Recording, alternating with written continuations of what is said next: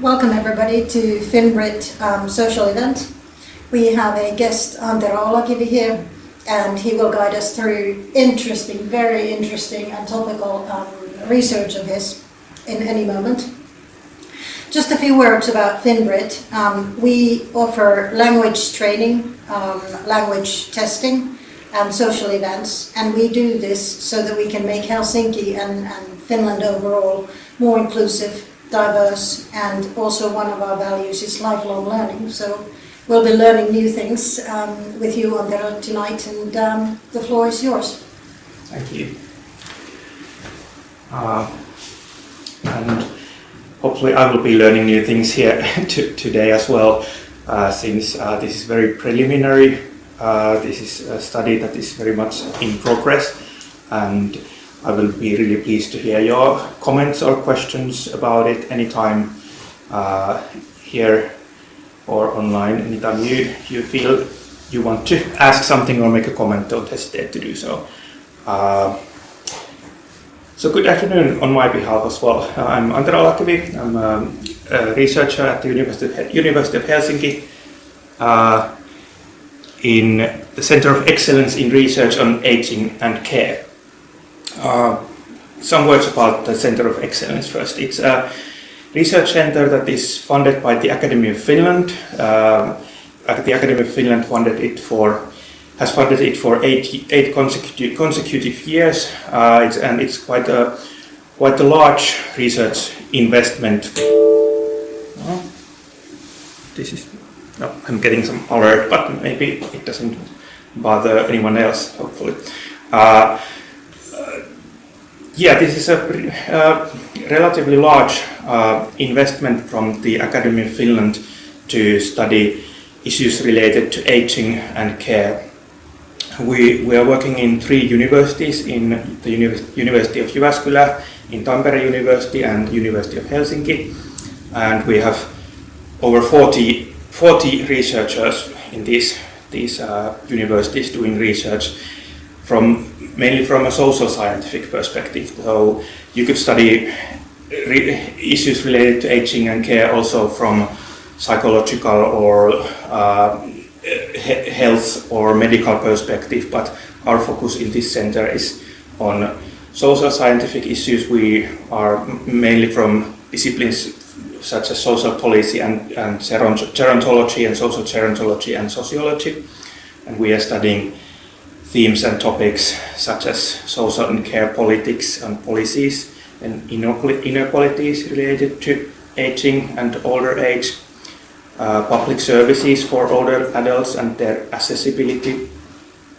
We are studying informal networks of support and care, professional and formal care work, also issues related to housing and independent living, also issues related to the adoption of new technologies, and then issues related to transnational migration. And this is the topic that our research group in the University of Helsinki is specializing to. No, I'm not able to. Sorry. Here we go. So this is a picture of our research group in Helsinki. So we have altogether 4 research groups, and one of them is located in Helsinki, and in Helsinki we are concentrating on issues related to migration, care and aging. So why is it important to study migration, care and aging? Well, we all know that populations are aging in basically all societies. And also migrant background populations are aging. Finland has one of the fastest growing populations of older migrants, and also what some people call future older migrants, so people who are still, for instance, in the working life or working age, but will become retired in future and in the near future, and will perhaps at some point of time need services that are targeted for older people and so on. So this is an issue that will become more and more important, and there is very little research thus far on these topics.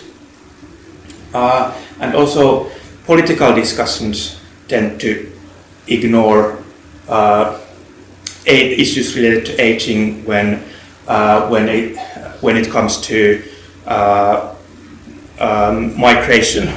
For instance, if you think about integration policies in Finland, they typically target younger people and working age people, and one of the main goals in integration policies in Finland has been to integrate people in the working life and in employment. So the question of what are the Finnish policies that are targeting and trying to improve the well-being, for instance, and social participation and inclusion of older migrants or older people with foreign backgrounds, then it's already more difficult to answer that question.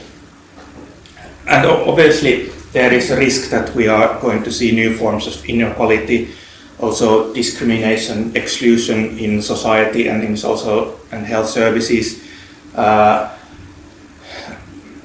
So it's important to ask how we can make Finland more inclusive to everyone regardless of age and gender and language and cultural background and race and religion and sexual orientation and so on. And this is what we are. These are questions that we hope that our research will be able to help answering in future.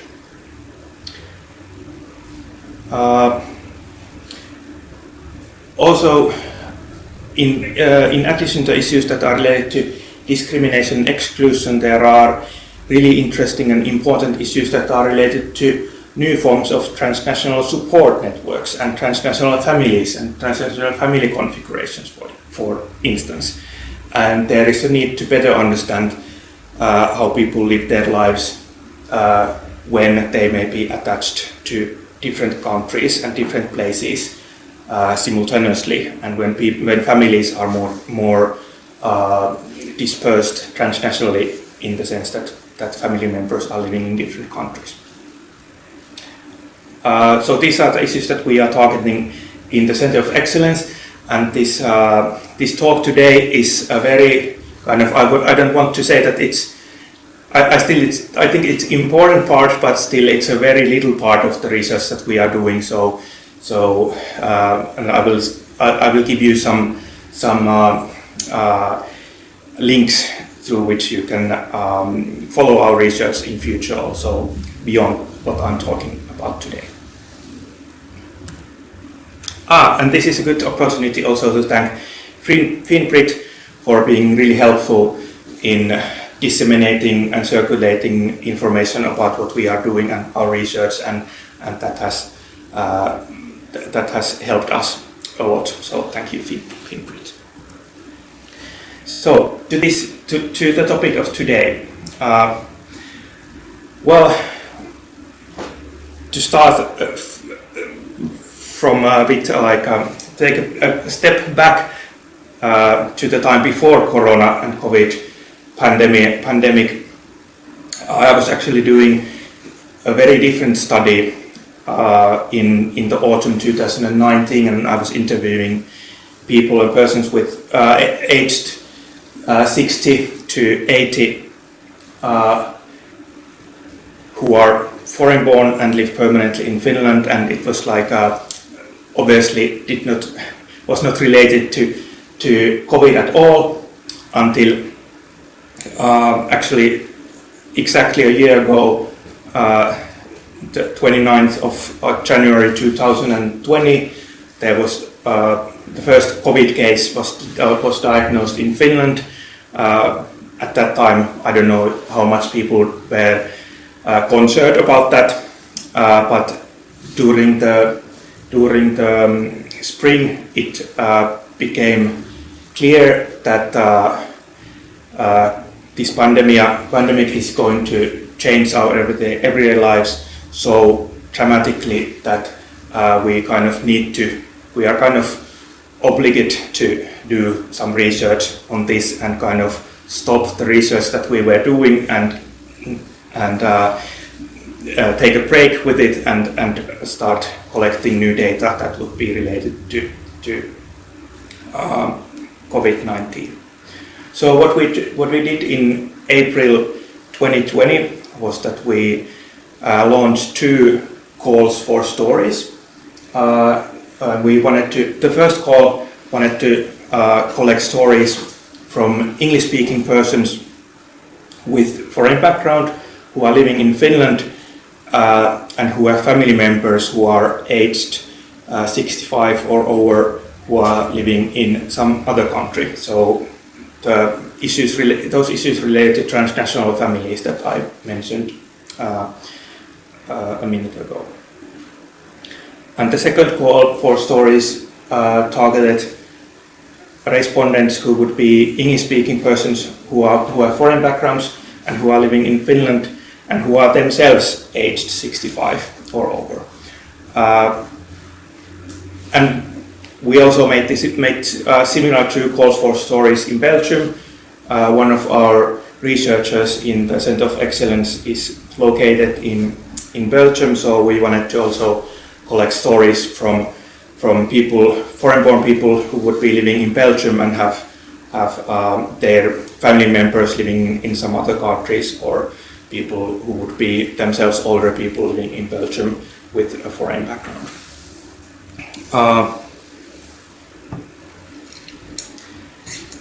So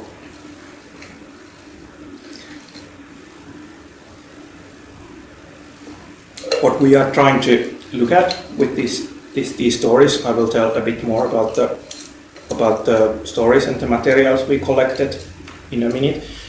But the research questions that we are addressing here relate to, well, first the different ways that the respondents make sense of their experiences during the first peak of the pandemic and the lockdown, or the lockdown in Belgium, or the so-called semi-lockdown in Finland, where people were not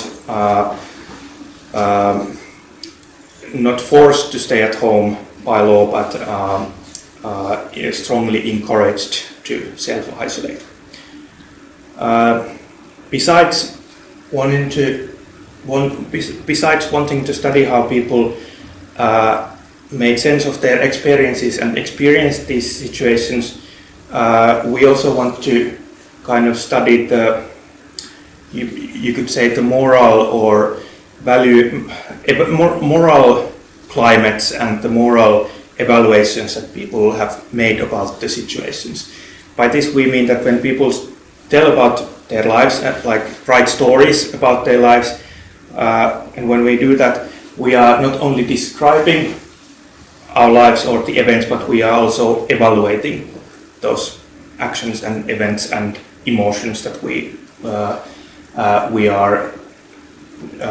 have experienced. For instance, some of the events that have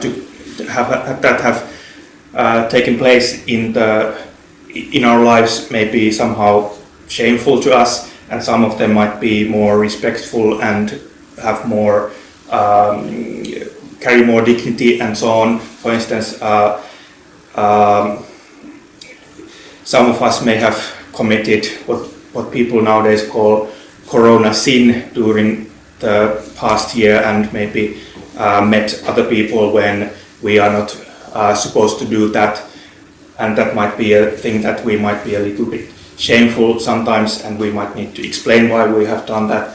And also then there might be things that we might find respectful in our actions. For instance, if we have been really able to manage through the self-isolation, and if we have followed the rules and so on, then that might be something that when we tell about it, then it might be like carry some respect and dignity, those stories that we tell. So what we want to study here is not only how people have lived through their lives during the corona, but during the spring peak of Corona, but also how people evaluate these events.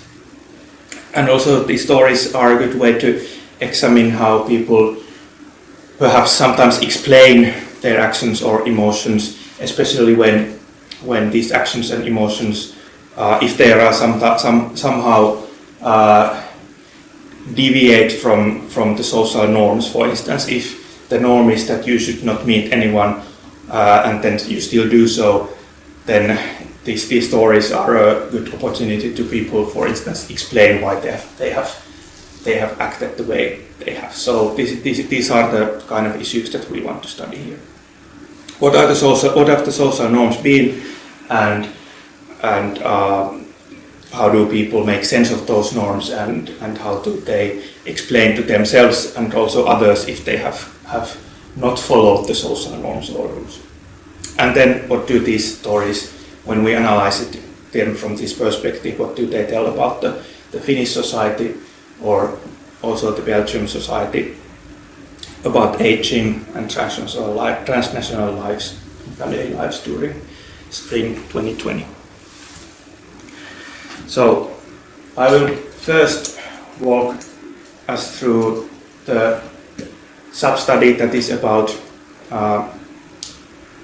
people living either in Finland or in Belgium who have older family members who are living in other countries.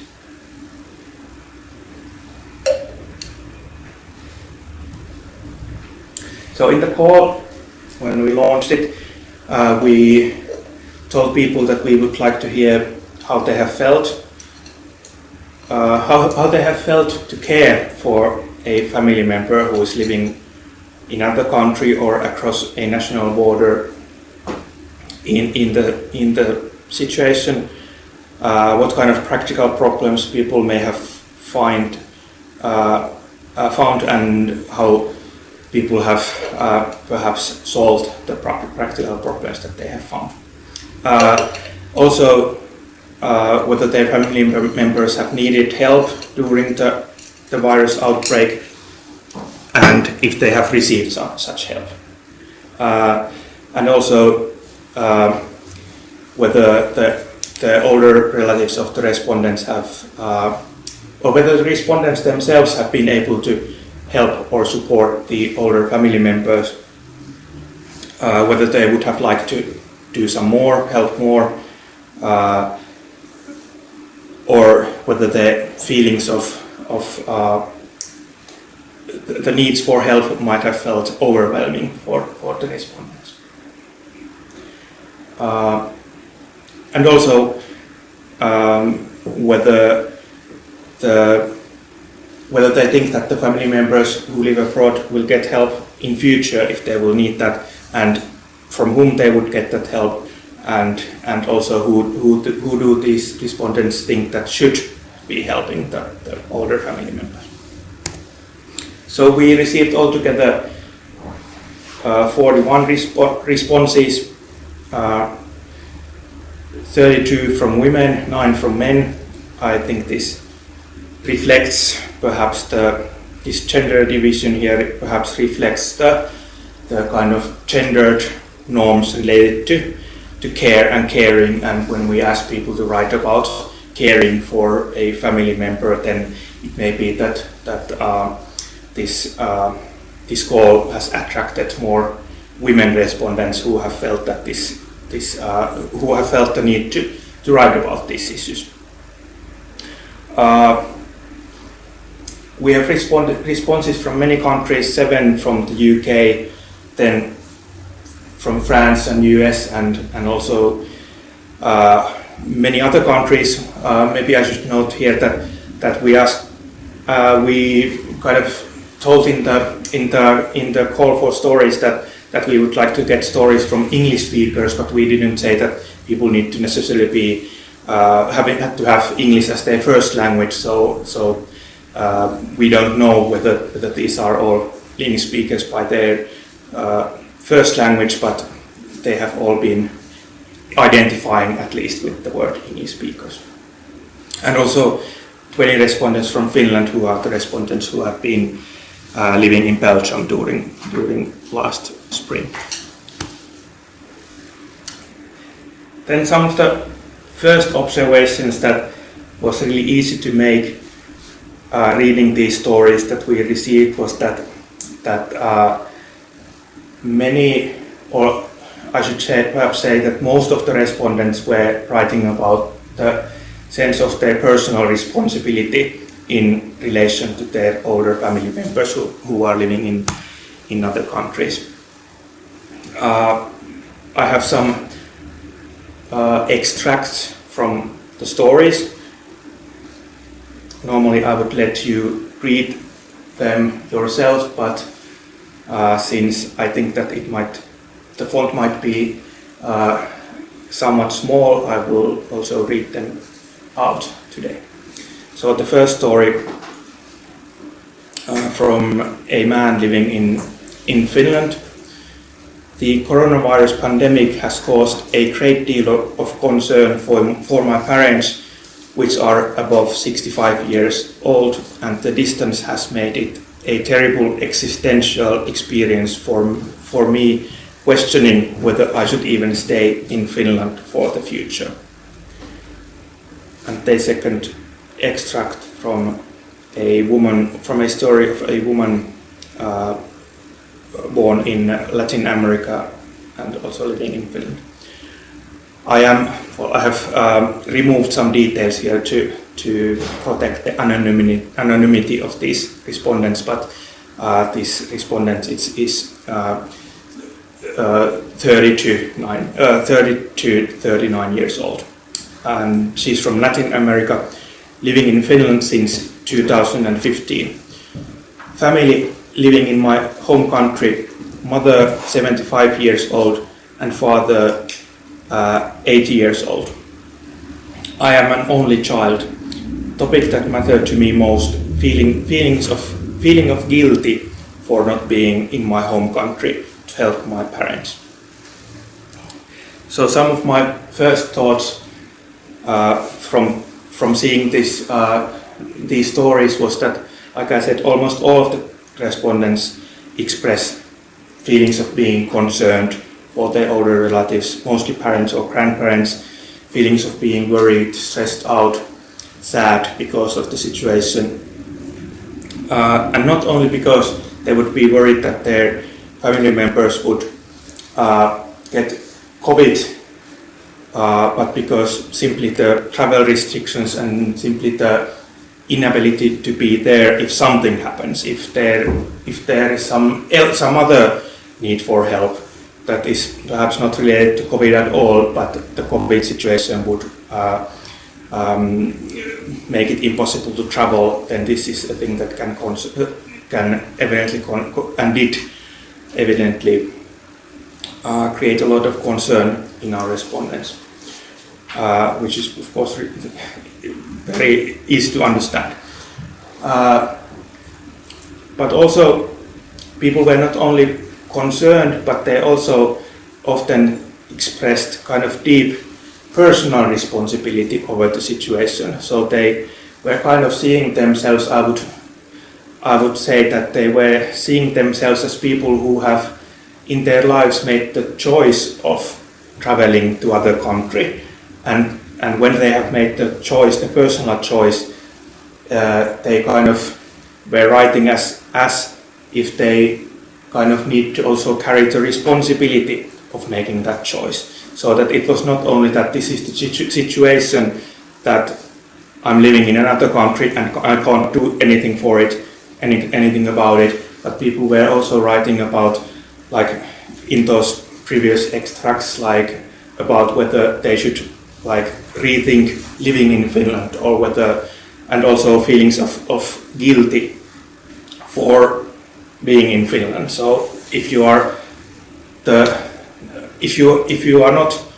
haven't made the personal choice of going somewhere in another country, then you probably wouldn't feel guilty for doing that.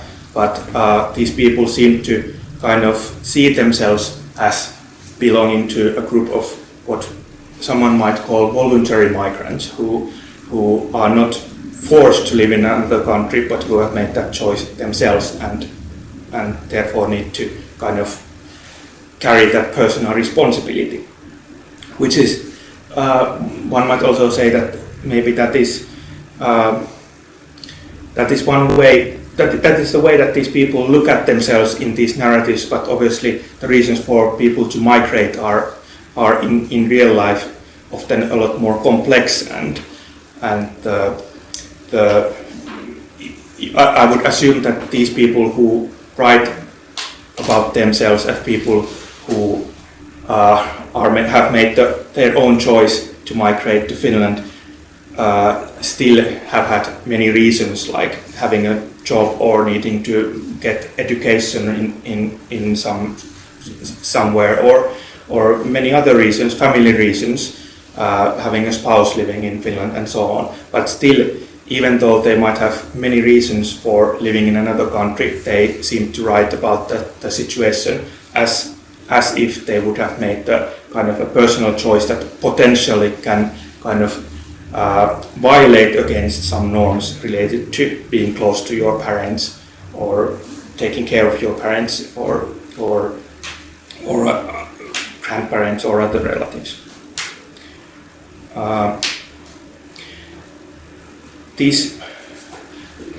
This topic of personal responsibility was really strong in the stories, but that doesn't mean that people wouldn't have mentioned also, in addition to themselves, also other actors who have some responsibilities in the situation. Here's a story from a woman again living in Finland, born in UK.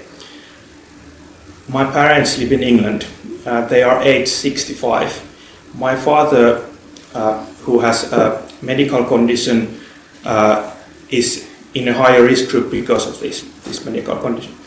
When the outbreak started, my father was not believing it was a serious problem. This was something that was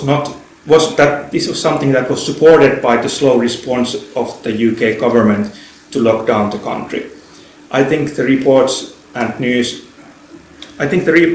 reports coming from Italy and myself and my sister, telling them they need to take precautions and not go outside unless necessarily, is when they started to take it seriously. I have felt very worried about my parents, especially when the UK death toll became the worst in Europe. So here the respondent is, while being worried, is also clearly expressing discontent towards the UK government for making the situation worse. Here's another story from a woman born in Greece and living again in Finland. I moved to Finland from Greece 10 years ago. My parents are in the high-risk group for this virus, and they are the primary caretakers for my 95-year-old grandmother. My mother, who is 65, has been battling with lung issues, and my father, 75, has had other illnesses in the past. Being so far away has caused me a lot of stress. I cannot be there to help them with day-to-day or even make sure that they are being careful during this time. Moreover, I am not able to travel to visit them, and I do not expect I will be able to visit them anytime soon. Then traveling to visit them would mean I need to quarantine in a hotel for 14 days before visiting them at their home. And having a job in Finland does not allow such luxury of time, even if flights would be available again. I have now accepted that I can only visit them after a vaccine or medicine for this virus is created. So again, worried and stressed about the situation, but also naming other obstacles for not being able to do what one would see important to do, that is going to visit one's parents. So this time the respondent is mentioning that having a job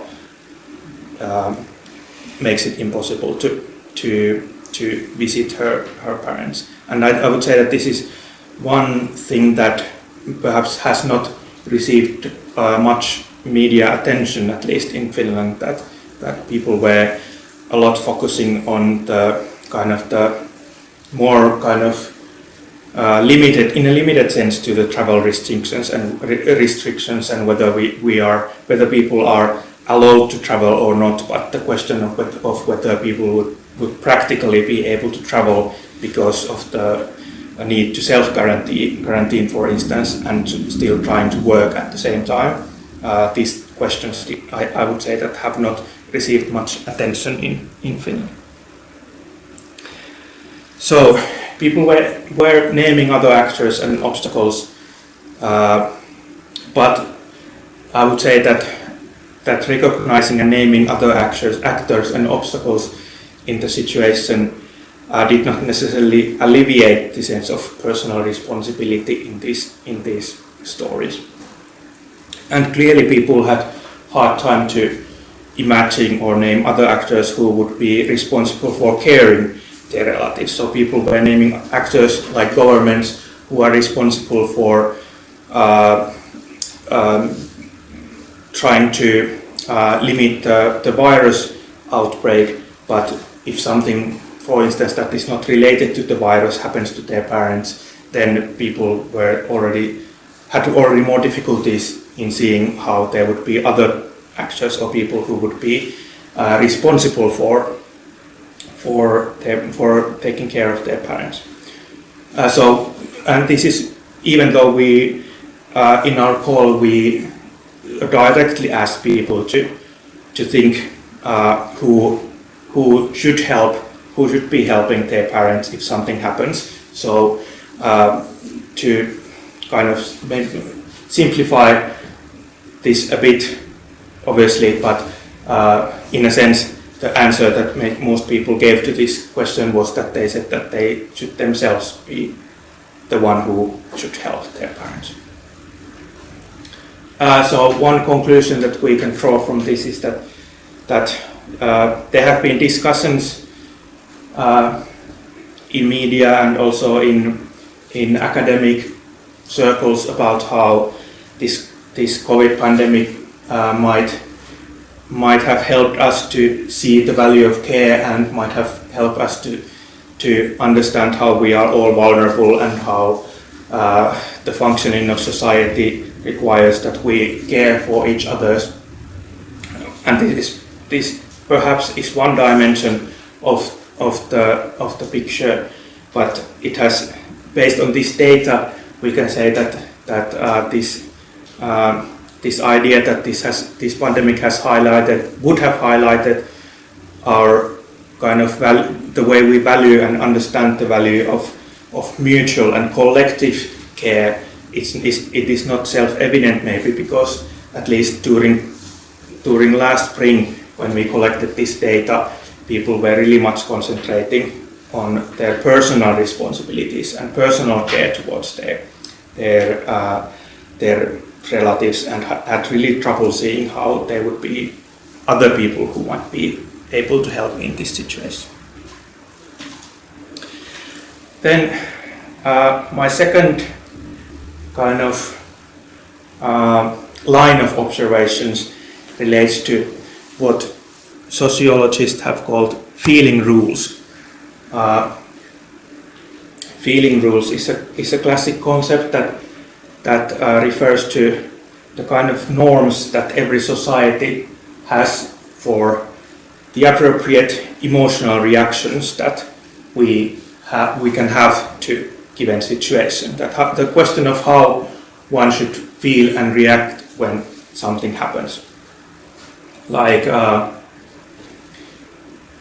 if I hear a sad story and I don't react by expressing empathy, but I react in a strange way, then I may need to explain why I did that, or the other way around. If I hear a funny joke and start crying, then I may again have to explain why my emotional reactions are not in line with what is happening and taking place. And when I was reading these stories, I noted that some of the respondents seem to be kind of explaining their feelings in the stories and trying to kind of, also I would say that perhaps trying to explain to us researchers, but also maybe to themselves why they are having the feelings that they are having. Also, I already in those extracts that I showed you earlier, people were giving these kind of nuanced descriptions of the situation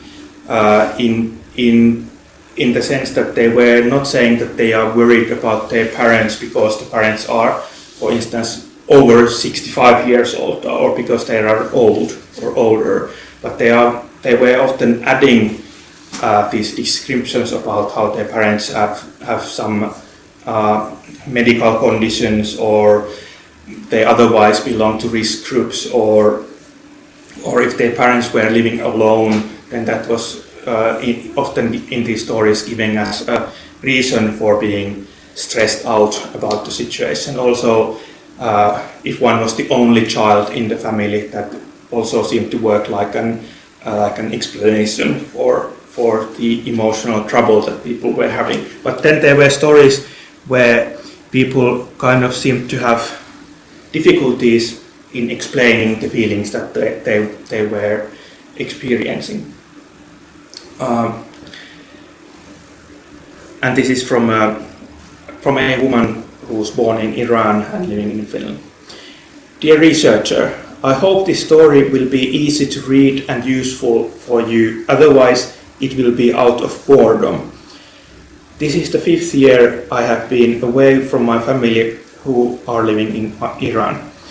After all waiting this year I had the opportunity to visit my mom, but due to the coronavirus I have lost this chance. She is, or better to say, she was an active, outgoing, sociable and popular person.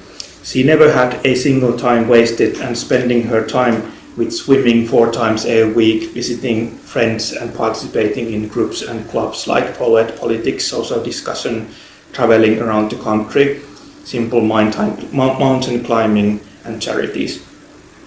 This thought that we are not able to reach to each other in any emergency cases or cannot visit maybe for another year or more makes both of us feel sad and desperate inside. Well, maybe my story is not an attractive or noteworthy story about an over 65 years old living alone in quarantine far from her children due to her strong character, but still sudden changes always affect on a people's life, and it will show its consequences in the future.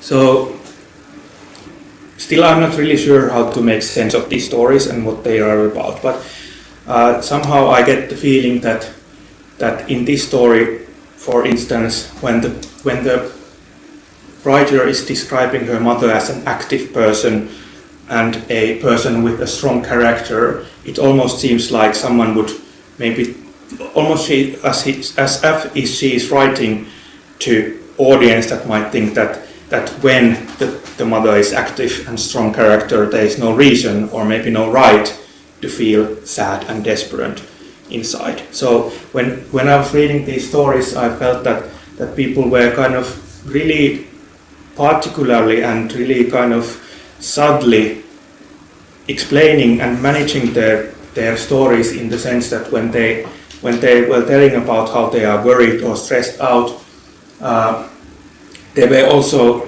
trying to kind of manage the situation manage the story so that they wouldn't appear as too stressed out if the situation didn't look like it was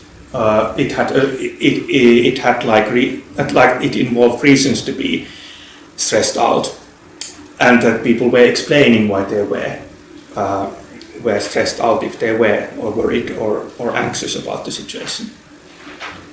And for instance, in this story, it seems interesting that the person is describing her mother living in a situation of isolation, and one might think that one might be concerned about the mental health of the mother, but it seems from this data, it seems that at least during the spring 2020, it was not clear that isolation as such was in these stories was seen as a reason for being really anxious about the situation. Like if the parents had like a medical conditions, or if they were in a risk of getting infected, then that was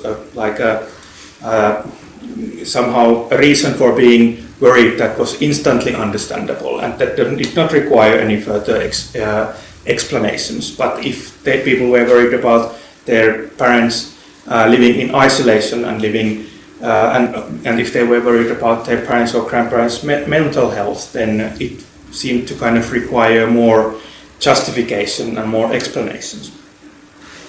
But this is like an early observation, and we need to think about this more carefully. But it seems that there are these feeling rules that are related to corona, that you are kind of you have the right to be worried, but you also need to make sure that you are not overly worried, because then other people might think that you are overreacting and you are worried without good reasons for being worried, and so on. There were also stories that explicitly stated that I really don't know how I should react in the situation, and not only that I don't know how I am feeling, or I don't know how I should describe my feelings, but actually I don't know how I should react in the situation. So implying that there are kind of like some appropriate ways to react in the situation, but you need to kind of figure it out or find it out.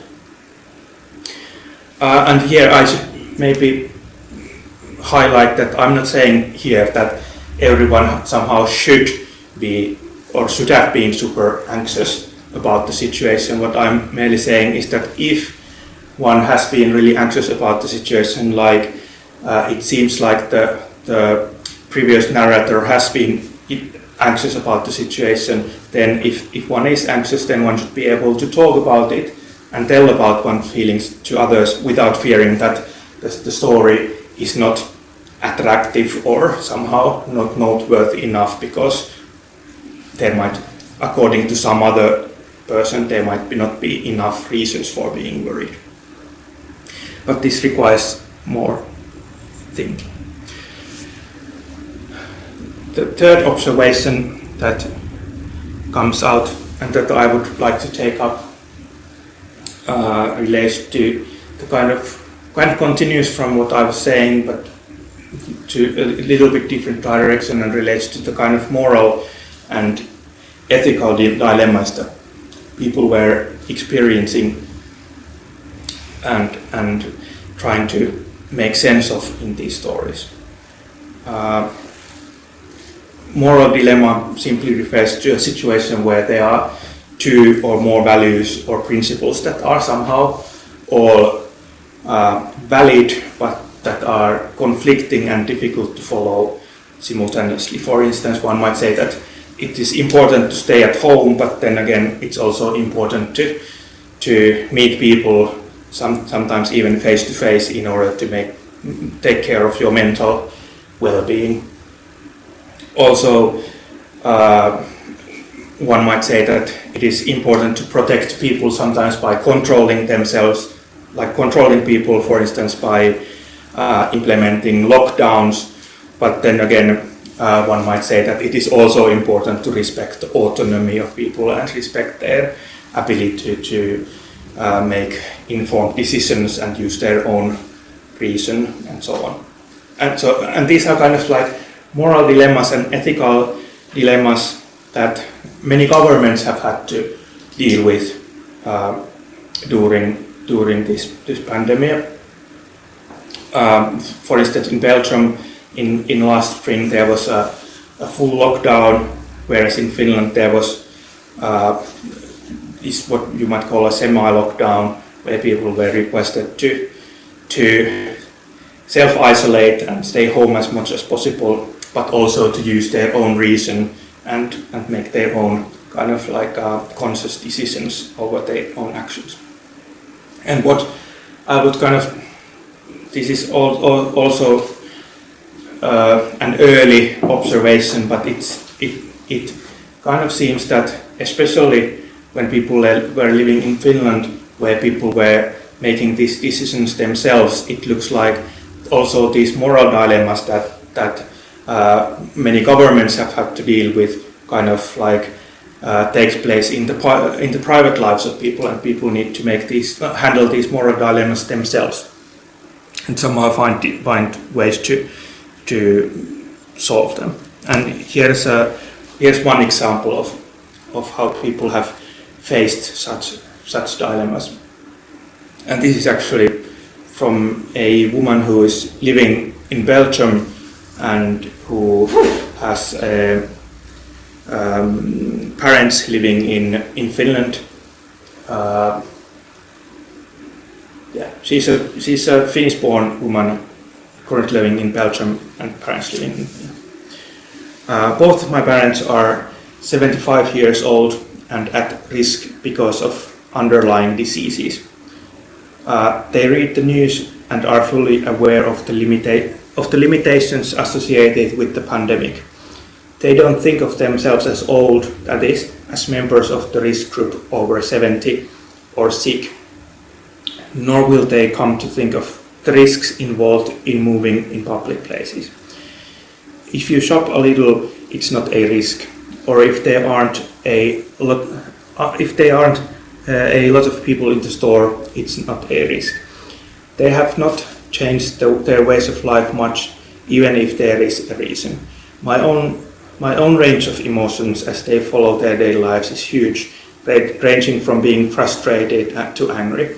I am sad and anxious because I know that if something happened to them, I can't go to Finland, and on the other hand, if something happens to me, they won't get here. If I take this up, my mother turns it the other way around and tries to comfort me and often states that, don't worry now, the risk isn't that big. This doesn't really make me feel better, on the contrary.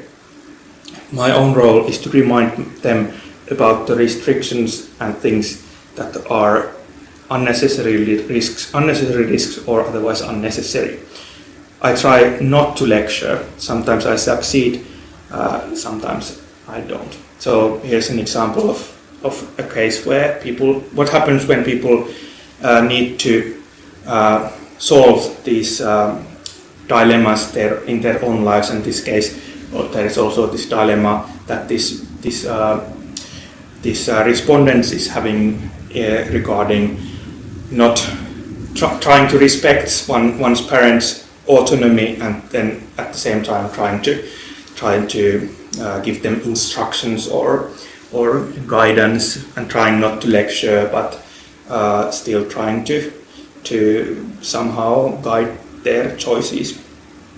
So this is, I guess, something that this kind of shows how what it can create and engender in families when people have to find their private solutions to these issues. Okay.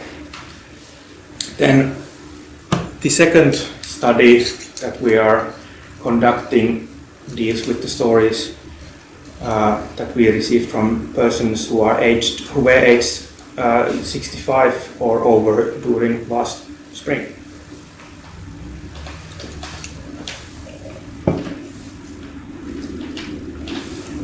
And in this call for stories, we were particularly interested to know more about how people aged 65 and over had experienced the pandemic, how the measures taken to confine it, as well as the public and private, how they have experienced the pandemic, the measures taken to confine it, as well as the public and private discussions regarding the virus.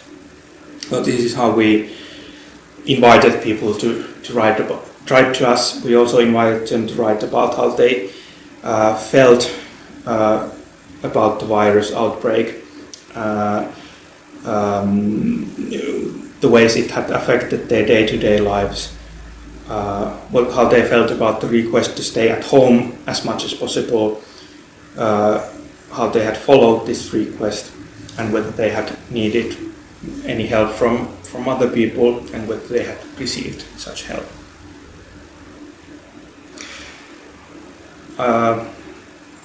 We received altogether 14 stories from people aged from 64 to 82. Again, a lot of stories from the UK and also from other countries, and again also from people born in Finland and living in Belgium at the time of writing. The kind of first and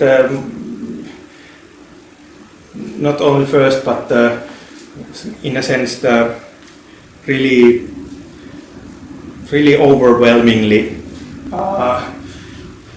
kind of the observation that you can't avoid if you are reading these texts is that how much they talk about the kind of strength and resilience and stamina that people have practiced during the first outbreak of the virus. This is from a woman living in Finland, born in US, aged 70, from 72 to 79. I followed the request to stay home very closely, but I am amazed at how many people ignore it, especially at grocery markets where people push and brush by, and also crowds of young people gathering in parks. I haven't really felt alone, as I have WhatsApp and Zoom conversations and meetings several times a week, as well as regular phone calls. I also meet my son and granddaughter in the forest for games and hikes together. They have also been isolated for 5 to 6 weeks, so that our bubble can contain their family and me. We live very close to each other's. I am not particularly worried about getting help if I need it, although now I need a dentist, but dare not to call, as it may not be considered an emergency. I try to avoid the news and just peek at Yle News website every few days, or the THL website. We don't talk much about it with my family. I believe it is what it is, and if we are diligent with the regulations and our own hygiene, then we will see this through. And another story from a woman living in Finland, born in UK, about same age as the previous respondent. I tried to count my blessings. However, there is a big hole. In 2015, I lost the love of my life. Somehow this crisis, the lockdown, the restrictions, being in a so-called vulnerable group have exacerbated the sense of despair and of being alone.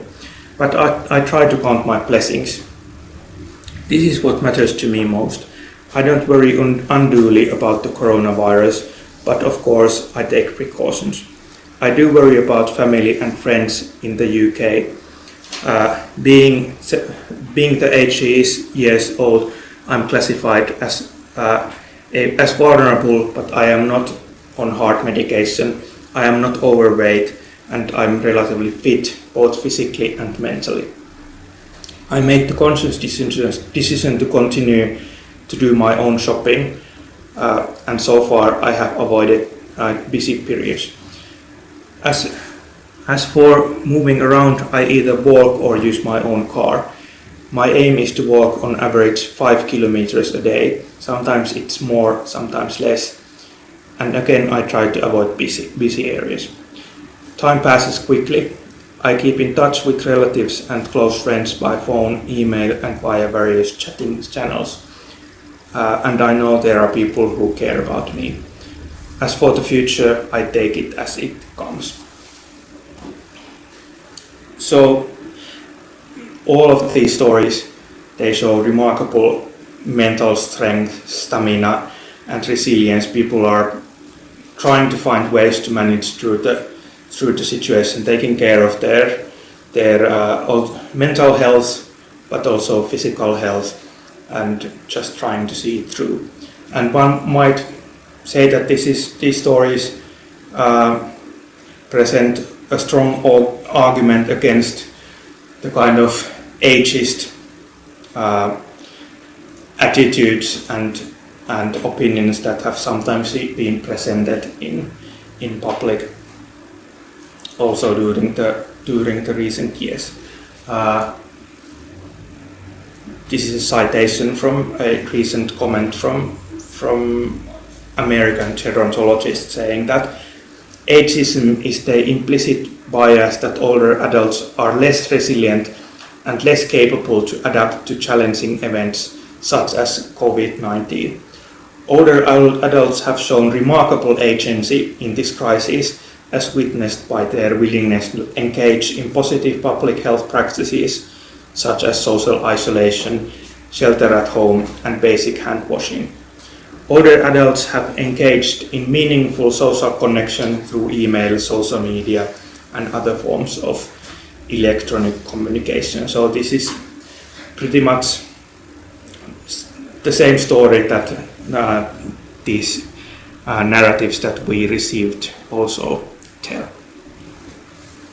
But then, although this is of course in some ways really relieving and positive message that we get from here, one also wonders whether all older people have had the same abilities, for instance, to use the new communication technologies. For instance, we collected this data via social media channels, so this is really in that sense it's a selective sample.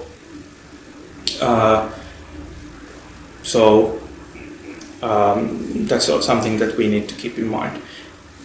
Also, one may think of whether, because of these ageist opinions that are circulating in public, but it might also make it very difficult for people to write about their trouble if they find it difficult to manage, or find it difficult to manage through the self-isolation. Then it might be something that it is difficult to talk about or write about, since it's something that the environment is expecting you to do, and also if the environment or the society is kind of stigmatizing people who are not able to do it, then stepping up and saying that I have these difficulties can be really difficult. And also there have been some comments about how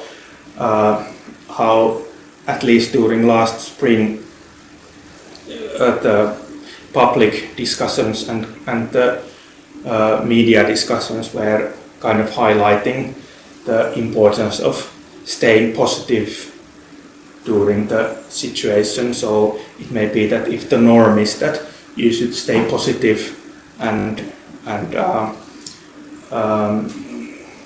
not, for instance, not too much worry about the situation, then in this context it might be maybe difficult to write about things that are not positive. So it might be that we also received really positive stories because of this societal norm of that invited people to mainly express positive feelings.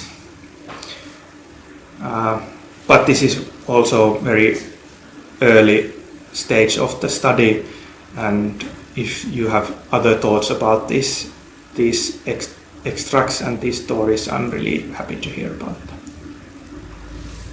So this is what I had in my mind today, and I want to thank Finnish-British for arranging this situation, and thank you all for your patience in listening to this talk. And here you can find some links through which you are able to see what else we are doing in the Center of Excellence for research on aging and care. Thank you.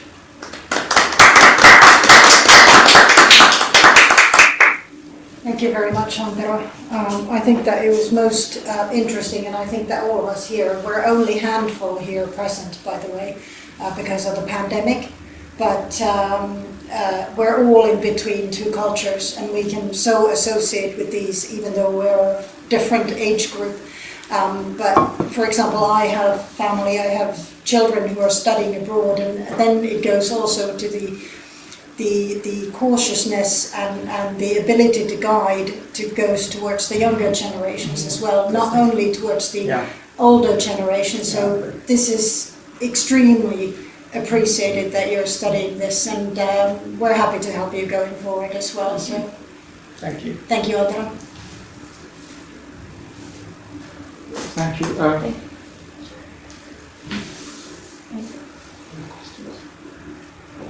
May we ask a couple of questions? Yeah, sure. Yes. So again, thank you for a very, I think it's a very interesting topic, but also extremely complicated. Yes. Yes. So one of the things that I was thinking is that there are a huge amount of comparisons that can be made. So I think it's just too complicated, but I ask it in a way, and then maybe you can elaborate. So even in the comparisons, you have some data from Finland and Belgium. You also have collected data from migrants, but have you heard from, for example, on the other side, from the native population? Then have you done any evaluations between those who are native English speakers versus those who are non-native but English speakers, and then English versus non-English speaking migrants? And then, of course, you showed between under 65 and over 65. I mean, that's just too complicated, but what I'm really asking is how, compared to everyone, say, even if you take a simple example, what's the difference? What do you know if there's a difference, say, between the general situation in Finland and the situation among the migrants in Finland, for example? So. A really good question, and it's really difficult to give like a definite answer to that. And of course, well, the kind of the easy answer is to say that yes and no. There are probably a lot of similarities in the sense that these, for instance, I'm not saying that these feeling rules or moral dilemmas that I have described here, or the sense of personal responsibility, for instance, that they would be somehow specific to migrants. I don't mean that at all. I think that they are something that in a way or another all people have had to kind of face during these times. The question of whether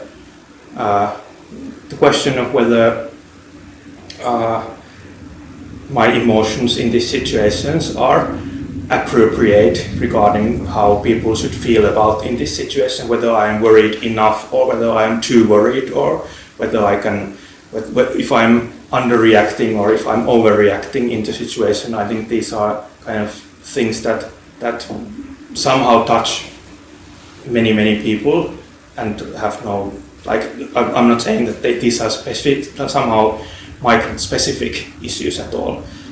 Then questions about these like transnational family arrangements.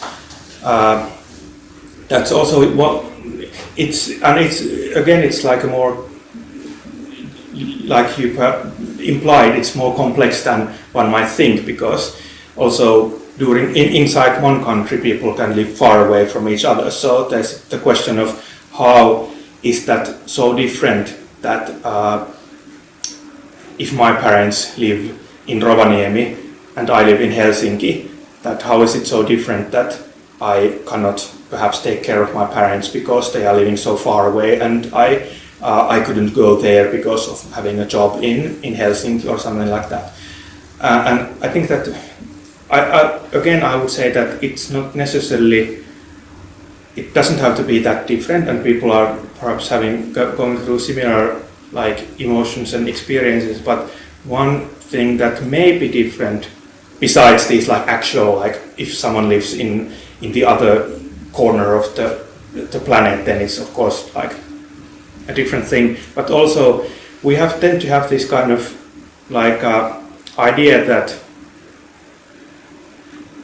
that in our kind of common imagination or common sense that when people move abroad, they kind of make a kind of conscious decision to move abroad. And if you move from Finland to UK, you kind of like make the decision that you have kind of like moved, and people might tell you that you have moved away from your relatives and you live away from your relatives and you have made the decision. And this is I think that in our stories, this is kind of the perspective from which these people are telling their stories, that they are kind of struggling with the like personal responsibility of making that decision. And I'm sure if people who are moving within one country think about their moving necessarily the same way. Like if people move from a small town in Finland to study in Helsinki, it's something like it doesn't like you don't need to explain that. But if you move from a small town in Finland to the US, then it's all of a sudden it's a situation where you need to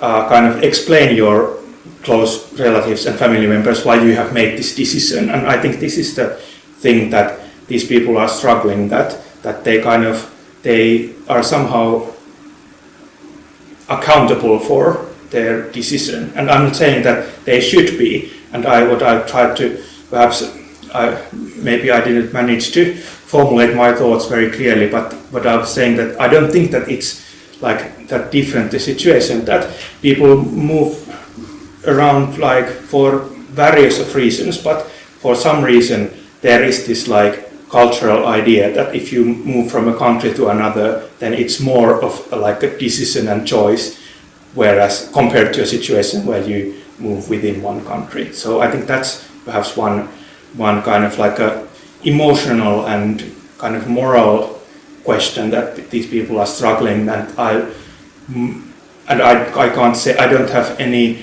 evidence that I could show you comparative data from Finnish people, for instance, who live far away. As long as you can live far away each other's in Finland, I guess you can. But I don't. Maybe it is similar. But this is my kind of guess that there might be differences in this regard. This personal responsibility that these people seem to struggle in these narratives with is maybe something. I have a question that's very specific that I noticed in one of the pages where you mentioned where the countries where your respondents were coming from, that you mentioned Rhodesia, and I was wondering, is that something that they self-identified, or is that you chose to use the word Rhodesia? Because typically Rhodesia was an unrecognised country in Africa, and only between like mid-60s to the late 70s, and it's modern day, the equivalent of modern day Zimbabwe. So I'm really curious that what was the kind of thinking behind that terminology? Yeah, thanks. That's a really good point. It was the person self-identified. Yes. Okay, I thought that might be the case. But I was just curious to know that if it's it's a good point, and I should clarify that. Yeah, maybe, or just put in brackets. Yes. Modern Zimbabwe or something, because I'm just thinking a lot of people won't know where that is without checking if they're, especially if they're younger. I think because it's such a niche short period on kind of recognised country back then. So, yes. Yeah, thanks. Very good point. Thank you. And one other question that I thought was interesting, just when you began, you mentioned that the migrants in Finland are aging. Did you mean that the proportion of the migrants who are older compared to younger in Finland is increasing, or do you mean that migrants who came to Finland when they were young and now getting old. Finland is now getting a demographic of older migrants which wasn't there before.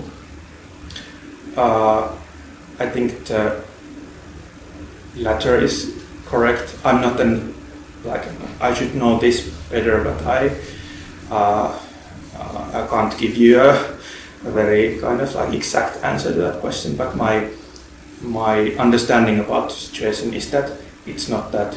That is, it's also simply because Finland also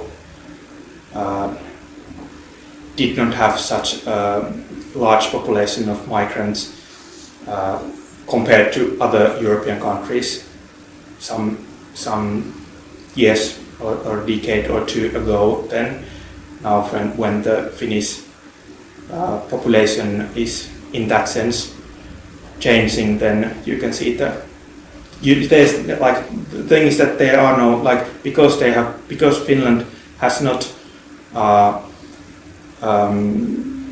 the migrant population in Finland, because it has not been that large, then also the older migrant population has been really small in Finland compared to other countries that have traditionally had more migrants. So now change in Finland is more dramatic than in other countries.